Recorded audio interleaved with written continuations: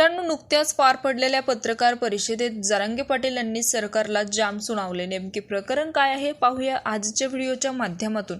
तर व्हिडिओ शेवटपर्यंत नक्की पहा. तपासात जाणं देवेंद्र फडणवीसांनी खूप गरजेचं आहे.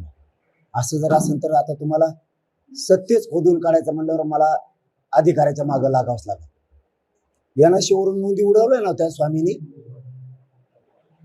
स्वामींनी NIC वरून नोंदी उडवल्या होत्या का नाही? महेंद्र कर्णी त्यांनी दोघांनी बावनकुळेच्या दिलेल्या पत्रावरून.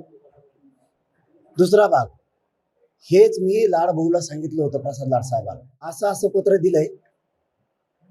एक तर इथे नोकरी भेटत नाही, मला अधिकाऱ्यांवरती आरोप करायचा नाही, मला एखाद्या अधिकाऱ्याचं वाटोळं होऊ द्यायचं नाही, खडी फोडायला जावं लागेल. त्याला म्हणा त्याची चूक ठीक आहे, परंतु त्यांनी चूक दुरुस्त नाही केली. उलट त्यांनी सरकारचा प्रवक्ता बनून त्यांच्या हाताखालचं बाहुलं बनून स्पष्टीकरण द्यायला लागले. बावनकुळेंनी पत्र दिलं नाही, जर नाही तर मला एक विषय सांगा, रेखा सरोदेचं नाव मीडिया ट्रायल मध्ये कसं काय आलं? त्या पत्रकार बांधव मला तुम्ही उत्तर बी द्या आणि गोरगरिबाच्या बाजूने मीडियाचे बांधव बोला. पण मीडिया ट्रायल मध्ये रेखा सरोदेचं नाव आलं कसं काय?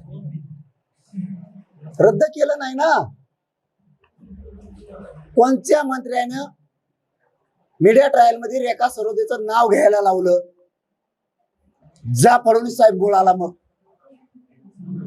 नसता ते मग आता अधिकाऱ्यावर मला बोलायचंच नव्हतं. जाऊ द्या मग त्याला जेलमध्ये खडी फोडायला. मी 2 महिन्यापूर्वी बावनकुळेंना, प्रसाद लाड भाऊला आणि विखे पाटलांना सांगितलं होतं येणे असा प्रकार केलाय बरं का. पुन्हा मला जर ते फडणवीसांनी याला रोखलं नाही तर मी मीडियात जोडील याला.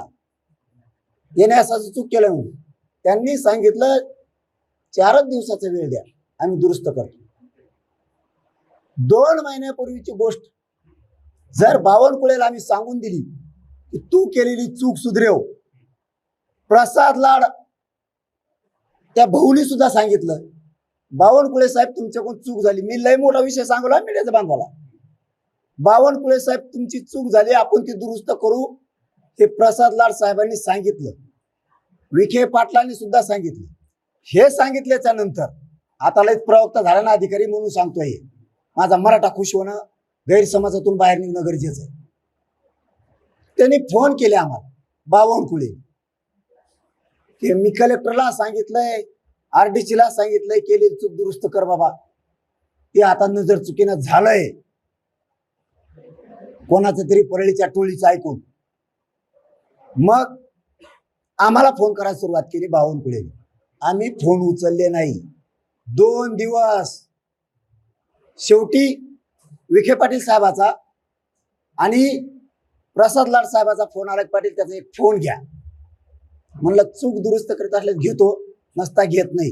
हे विषय मी 2 महिन्यापूर्वीचा सांगतोय,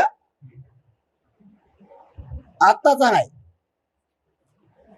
इतकं सांगू मग ती जर चूक दुरुस्त करीत असला तर फोन उचलतो.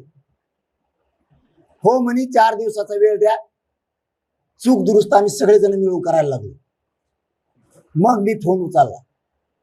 तो म्हणला झालंय पाटील हे, पण चूक सुधारत होता मी, मराठा समाजाच्या नजरेतून मी पडल, मी माझी चूक सुधारतो. जर हे माहीत झालं पत्र, बघा मीडियाच्या बांधव, मी तुम्हाला कधीच 3 वर्षात खोटं बोललेलं नाही आणि माझ्या मीडियाच्या बांधवांना पण माहिती मी खोटं बोललो नाही मीडियाला. म्हणलं ठीक आहे, चूक सुधारायला ना चांगली गोष्ट आहे. फोन उचलला. त्यांनी कलेक्टरला फोन लावला बीडच्या. इतका चांगला माणूस आहे बीडचा कलेक्टर. त्यांना फोन लावला आणि सांगितलं जरांगे पाटलाला फोन कर.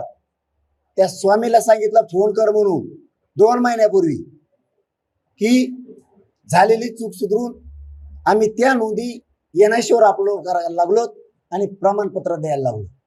रद्द जर केलंच नाही प्रमाणपत्र का द्यायना त्या अधिकाऱ्याने आता उत्तर द्यायचं. तुला सांगतो, तू मराठी झाला आपल्यात पडू नका, बावनकुळेच ऐकू.